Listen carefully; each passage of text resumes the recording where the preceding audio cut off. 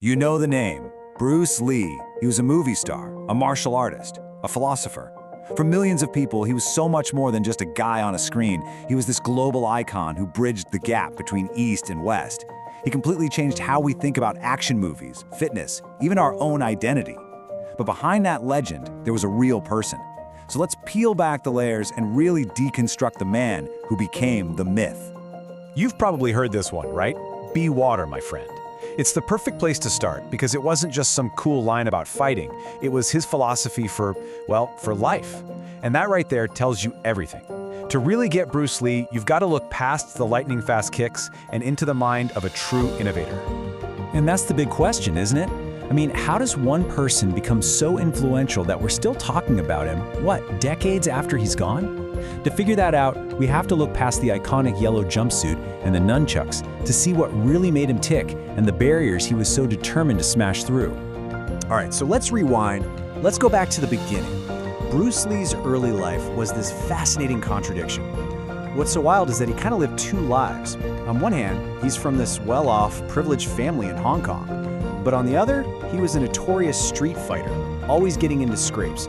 This mix of discipline and rebellion would pretty much define his entire life. I mean, look at this timeline.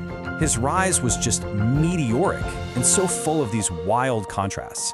He was born in the US, becomes a child actor in Hong Kong, and then, get this, his parents literally ship him back to America at 18 to get him away from all the street fighting. And it was there that he really started to hone his incredible talent, a path that led him to worldwide fame and, tragically, a very, very early death. So you might think his biggest revolution happened on the big screen, right? Nope. It was in the world of martial arts. And like so many great ideas, it was sparked by total frustration after one single fight that changed everything for him. So here's the story. It's 1964 in Oakland. Bruce gets challenged to this no-holds-barred fight, and the stakes were super high.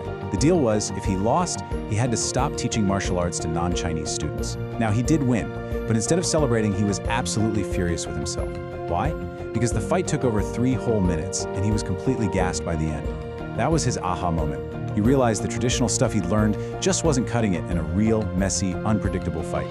So what does he do with all that frustration? He channels it. He creates his own answer to the problem, and he calls it Jeet Kune Do, or JKD. And this is the key part. It wasn't just another martial arts style with a new set of rules. It was a philosophy.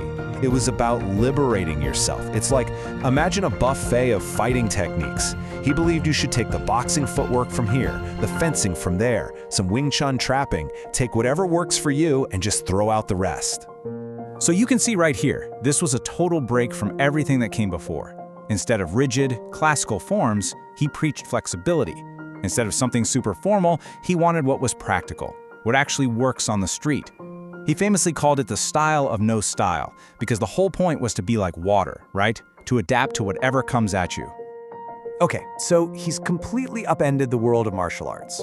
What's next? Well, he takes that same rebellious, break-the-rules mindset and points it straight at Hollywood.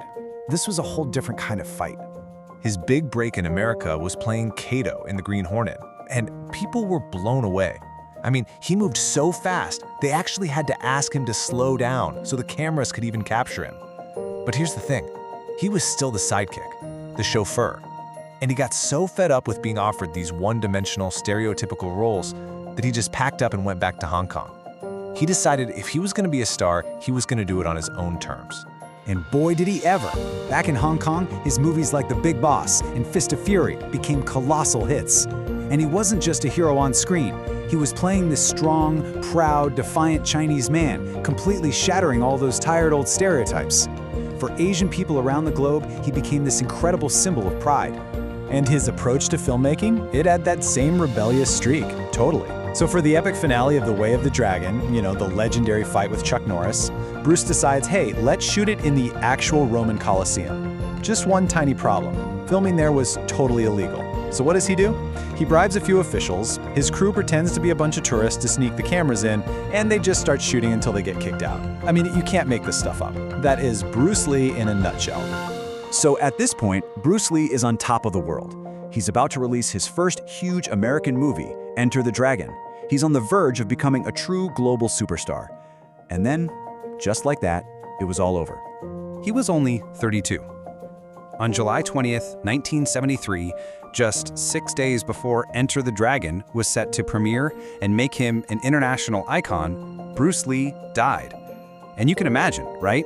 The sudden death of a man who is the absolute picture of physical perfection, well, it kicked off decades of speculation, rumors, and conspiracy theories.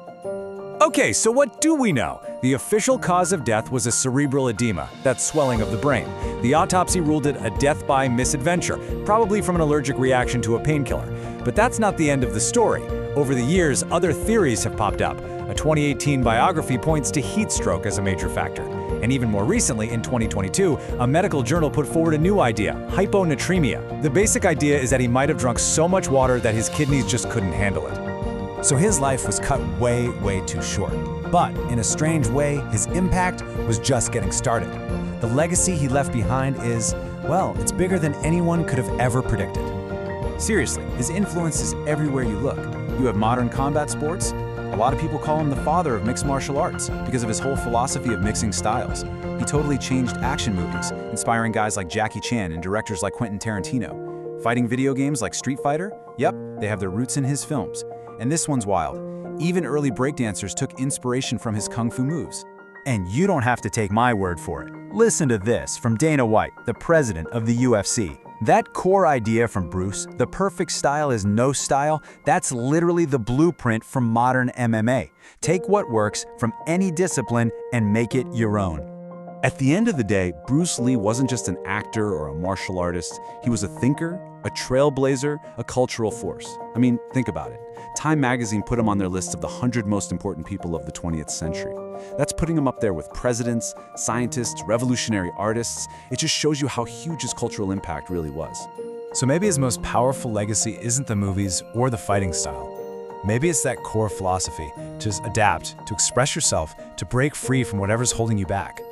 He challenged the whole world to be formless, shapeless like water. And that kind of leaves us with one final question, one he might have asked himself. What form will you take?